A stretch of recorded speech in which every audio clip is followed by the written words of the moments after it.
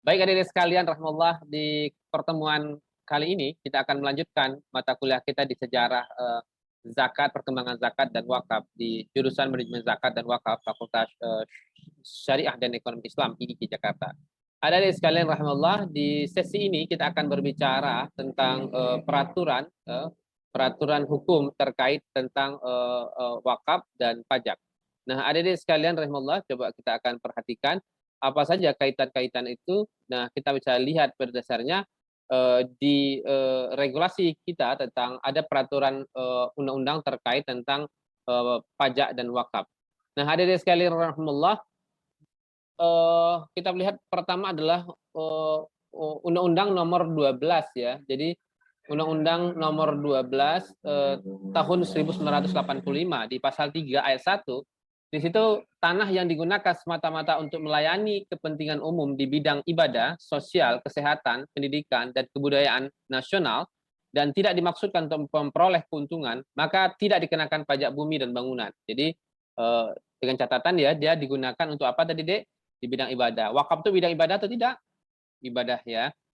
Sosial, kita kenal juga ada wakaf untuk kesehatan, pendidikan, ya kan, sekolah-sekolah wakaf dan berbagai macamnya. Maka dia tidak dikenakan pajak bumi dan bangunan. Tapi kalau kemudian dia digunakan umpama tanahnya wakaf, ya, tapi kemudian di atasnya untuk komersial, tentu komersialnya kena dong pajak bumi dan bangunan tidak. Lalu kenapa wakaf bisa kena pajak? Ini kan orang bertanya juga kan. Nah, satu, tanah wakaf dikenai pajak jika tanah wakaf tersebut belum memiliki sertifikat wakaf. Ya, ini selalu pengen saya sampaikan bahwa penting sekali pembuatan sertifikat tanah wakaf itu. Meskipun di Indonesia sampai hari ini belum 100% loh adik-adik sekalian ya. Jumlah sertifikasi tanah wakaf kita masih sangat kecil. Nah, urusan sertifikasi tanah wakaf inilah urusan BPN ya, Badan Pertanahan Nasional. Jadi ini luar biasa. Jadi kalau ada tanya kenapa Pak? Jadi ada seorang kiai besar di Jakarta itu protes. Saya kan tanah wakaf, dia bilang. Oh, ternyata tanah wakafnya belum dipindahkan menjadi sertifikat tanah wakaf. Kalau belum dipindahkan berarti statusnya apa, Dek? Sertifikat tanah milik. Nah, nyambung ya.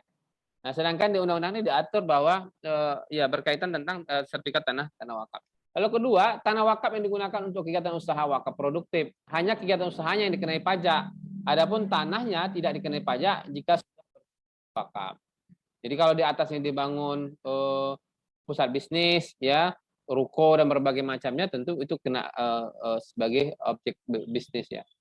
Lalu kemudian pasal 3 ayat 1 Undang-Undang Republik Indonesia Nomor 12 tahun 1994. Nah, ini perubahan ya, tentang perubahan atas Undang-Undang Nomor 12 tahun 1985 tentang pajak bumi dan bangunan.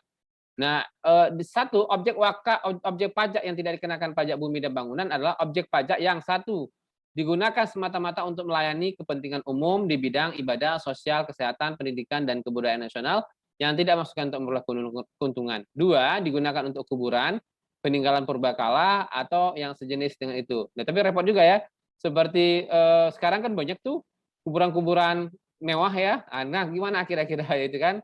Seperti di banyak tuh kan pejabat-pejabat belum meninggal juga sudah pesan di seperti kuburan di Karawang dan berbagai macamnya kan, itu banyak sekali. Nah, lalu merupakan hutan lindung, hutan suaka alam, hutan wisata, taman nasional, taman pengembalaan yang dikuasai oleh desa, dan tanah negara yang dibebani suatu hak. Sekarang juga ada seorang dosen yang di IPB itu bikin namanya hutan wakaf. Nah, ini juga menjadi menarik ya, hutan wakaf. Nanti ada bisa lihat kira-kira itu. Lalu kemudian digunakan untuk perwakilan diplomatik, konsulat berdasarkan azas perlakuan timbal balik. Lalu kemudian digunakan oleh badan atau perwakilan organisasi internasional yang ditentukan oleh Menteri Keuangan. Jadi kesimpulannya sederhana, adik-adik sekalian rahimahullah, kesimpulannya adalah pemerintah punya konsentrasi ya, memberikan satu konsentrasi khusus terhadap tanah wakaf ini, yaitu dengan tidak mengenai pajak, tapi dengan catatan dia sudah menjadi sertifikat tanah wakaf. Lalu yang kedua ya, andai kata itu dibangun misalnya ya satu pusat usaha bisnis dan berbagai macamnya, maka dikenai, tapi tanah bangunan tidak. Tapi saya pikir itu adik-adik sekalian, dan ini tentu menjadi khazanah tambahan informasi bagi adik-adik terutama yang konsen di bidang zakat dan wakaf ini. Artinya tidak hanya kemudian kita bicara tentang zakat dan wakafnya saja, tapi kita berbicara juga tentang undang-undang atau peraturan yang terkait dengan zakat dan wakaf.